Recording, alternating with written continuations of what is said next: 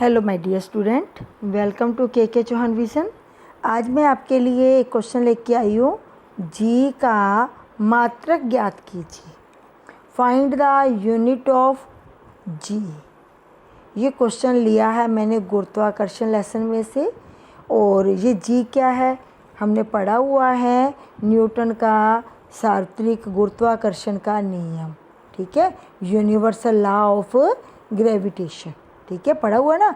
इसमें हमने पढ़ा था कि संसार की कोई भी दो वस्तुएं जो हैं वो एक दूसरे को आकर्षित करती हैं, और ये आकर्षण बल जो है उनके द्रव्यमानों के तो समानुपाती होता। हमने ये पढ़ा था, द्रव्यमानों के तो समानुपाती होता है, ठीक है, और उनकी बीच की जो दूरी होती है ना उसके उलट अनुपाती होता है, डी स्क्वायर, ये पढ़ा था ना। तो अब क्वेश्चन को हम आगे चलाते हैं। और इस बार उन्होंने पूछा है कि इस जी का मात्रक बताओ। इस जी का मात्रक हम तभी ज्ञात कर पाएंगे जब हमें ये वाला फार्मूला आता होगा।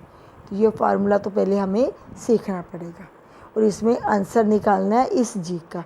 तो इस जी को बाहर निकाल दिया मैंने, ये एफ के साथ डी का स्क्वायर कर दिया गुना, और m1 m2 नीचे चला गया, ठीक है।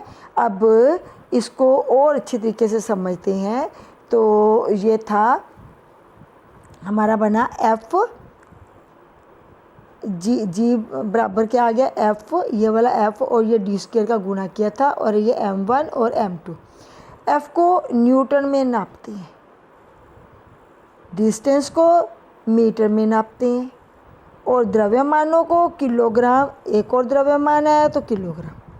तो क्या बन गया, न्यूटन का n लगा दिया मैंने, मीटर का स्क्वायर लगा दिया, ये लगा हुआ, किलोग्राम का भी स्क्वायर लगा दिया, पर लगाया इस लाइन के नीचे इसलिए पर लगाया मैंने, ठीक है। तो अब इसको थोड़ा पढ़ने वाला काम करते हैं।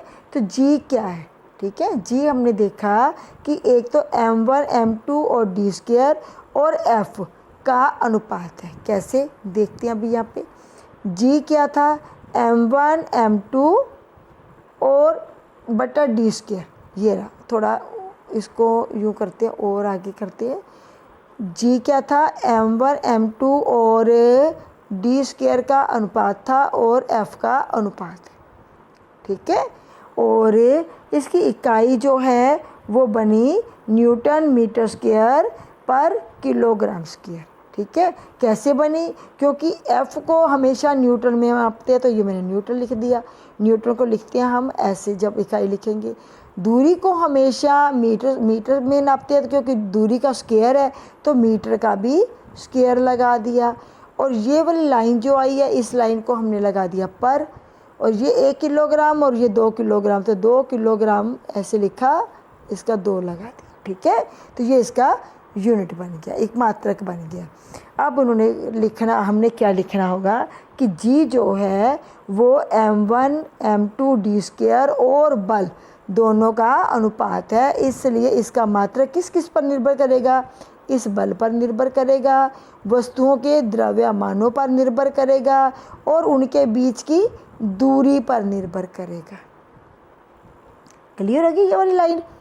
तो जी क्या है, बल F और m1 m2 डी स्क्वायर का अनुपात है, इसलिए इसका मात्रक एक तो बल पर, एक द्रव्यमान और दूरी के मात्रकों पर निर्भर करता है। अब बल को किस में मापते हैं, बल को न्यूटन में मापते हैं। द्रव्यमान को किस में नापते हैं, किलोग्राम में मापते हैं। दूरी को किस में मापते हैं, मीटर में मापते हैं। तो यही लाइन लिखी हुई है यहाँ पे। यदि द्रव्यमान को किलोग्राम में नापा जाए, दूरी को मीटर में नापा जाए, समय को सेकंड में नापा जाए, तो जो बल है ना उसको किस में नापेंगे, न्यूटन में नापेंगे, ठीक है। इसलिए जी का मात्रक क्या बन गया, न्यूटन। न्यूटन क्यों लगाया, क्योंकि ये था ना फार्मूला हमारा, ये वाला, ये था एफ डी स्क्वायर और नीचे था m1 और गुना m2, ठीक है। तो न्यूटन, ये वाला न्यूटन आ गया, डी स्क्वायर ये वाला मीटर स्क्वायर आ गया, ये किलोग्राम स्क्वायर आ गया, ठीक है। तो इसको लिखा कैसे फिर आगे जाके हमने ये लिखा न्यूटन मीटर स्क्वायर पर किलोग्राम स्क्वायर। इसका मान भी मैंने बताया था ना, जी का कितना होता है, 6.67 गुना 10 की पावर -11 न्यूटन मीटर स्क्वायर पर किलोग्राम स्क्वायर। ठीक है, क्वेश्चन ये हमने जब लेसन शुरू किया था ना तब से पढ़ रहे हैं इस क्वेश्चन को। ठीक है, अलग अलग इस लेसन में एक ही क्वेश्चन है जो घूम घूम के अलग अलग रूप में क्वेश्चन बना के आता है। ठीक है, तो अब मैंने जो आज क्वेश्चन लिया था वो ऐसे लिया था कि जी का मात्रक ज्ञात करो। तो इस फार्मूले से शुरू करेंगे, ये डायग्राम बनाएंगे और ये फिर फार्मूला डेवलप करेंगे, फिर इसकी इकाई लिखेंगे और ये लिखेंगे।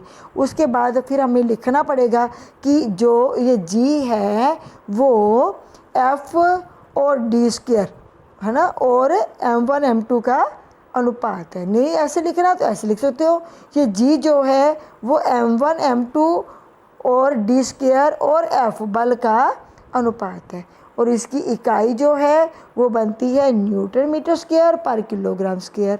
यदि हम द्रव्यमानों को, ये वाले द्रव्यमान जो है इनको किलोग्राम में नापें, दूरी को मीटर में नापें, समय को सेकंड में नापें, तो ये जो बल है ना उसको न्यूटन में नापेंगे, तब ये इकाई बन जाएगी हमारी।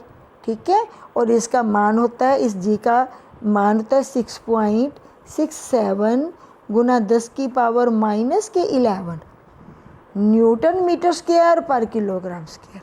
ठीक है, बहुत आसान क्वेश्चन था आज का। तो आप, मेरे को उम्मीद है आपको अच्छा लगा होगा क्वेश्चन, और आपने अच्छी तरीके से इसको याद करना है, सुनना है पहले और फिर इसको लर्न करना है। Thank you for watching my video.